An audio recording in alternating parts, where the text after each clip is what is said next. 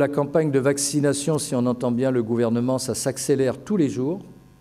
Et c'est pour ça que ça s'est tellement accéléré qu'on a fermé le Stade de France dimanche et samedi, faute de vaccins.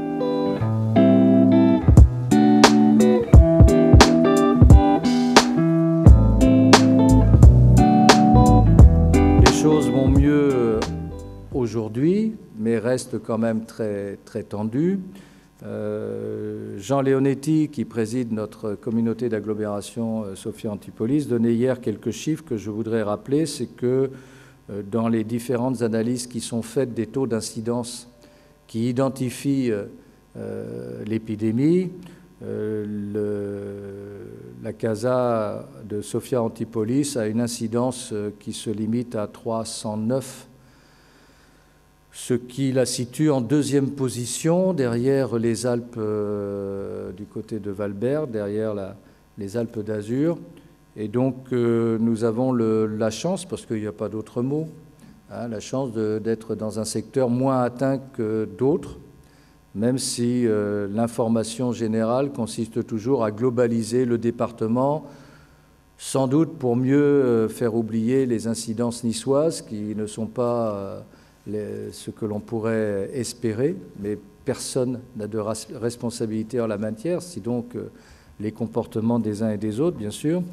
Et c'est pour cela que je pense que nous n'étions pas infondés avec les maires de Cannes et de Grasse et d'Antibes de dire que les mesures parfois un peu draconiennes qui avaient été prises et qui restent en vigueur d'ailleurs, et qui pouvaient concerner entre guillemets le comté de Nice, faisaient que bon, on était moins atteint que d'autres et qu'on pouvait peut-être un petit peu serrer les choses.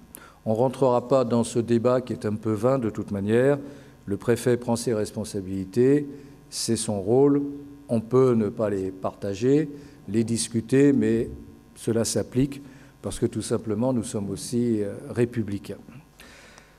Donc la campagne de vaccination, si on entend bien le gouvernement, ça s'accélère tous les jours. Et c'est pour ça que ça s'est tellement accéléré qu'on a fermé le Stade de France dimanche et samedi, faute de vaccins.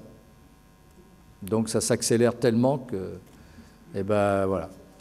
Donc, alors, on reviendra peut-être un jour sur la propagande Staffel, non, la propagande tout simplement qui est faite à longueur de journée, parce que si j'entends bien les médias, c'est depuis janvier qu'on accélère. Alors soit on fait du surplace, et donc on agite les jambes plus vite qu'avant, c'est tout. Soit on accélère vraiment et on va finir dans un mur. Alors c'est vrai que ça va un peu mieux qu'en janvier, d'avoir des doses, mais ça n'a rien quand même de très extraordinaire. Je rappelle que nous avons fait en son temps, dès le début janvier, acte de candidature pour éventuellement soulager les centres de vaccination autorisés par l'État. L'État nous l'a refusé et a maintenu son interdiction parce qu'il n'y a pas les doses nécessaires. J'ajouterai que nous n'avons pas non plus des capacités dans une ville de 15 000 habitants d'organiser les choses au mieux que l'on pourrait l'attendre et que nous nous satisfaisons parfaitement que l'hôpital d'Antibes, avec la maison des associations, puisse accueillir les Villeneuvois qui l'ont sollicité de manière tout à fait excellente et de manière efficace. Je voudrais remercier tous les soignants et les responsables de l'hôpital d'Antibes qui ont mis en place cette vaccination. Remercier aussi Jean Leonetti qui lui-même vaccine et qu'on le peut rencontrer sur place sans cirque médiatique.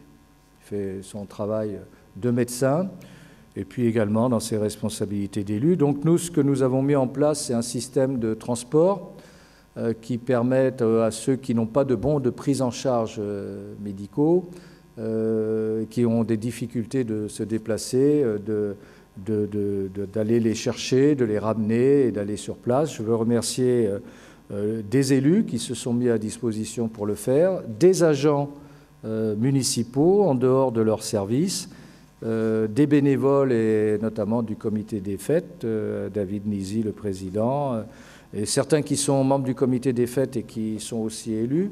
Je ne citerai pas de nom pour le moment, mais je veux vous dire que je vous remercie chaleureusement de faire cette chaîne de fraternité pour nos concitoyens qui ont des difficultés. Ils apprécient beaucoup d'être pris comme ça, d'être accompagnés, d'avoir un peu d'humanité, parce que leur condition d'existence, déjà en temps normal, est un peu difficile. Et donc, c'est des occasions qui sont toujours pertinentes pour faire les choses simplement bien, voilà, sans en faire plus que ça. Donc, nous n'avons pas fait de photo au départ de la navette. Je remercie l'USC, l'Union des clubs sportifs d'Alain Legendre, qui nous a mis les navettes à disposition. Nous avons aussi nos propres véhicules, notamment du service des fêtes culturelles. Voilà, on le fait sans se montrer. Ça compense pour tous les autres qui se montrent et qui font l'aubaine, bien sûr, des médias pour la circonstance. Nous, on fait le pari exactement inverse. La discrétion et le service rendu à la population. Et Dieu y retrouvera les siens à l'arrivée. Voilà.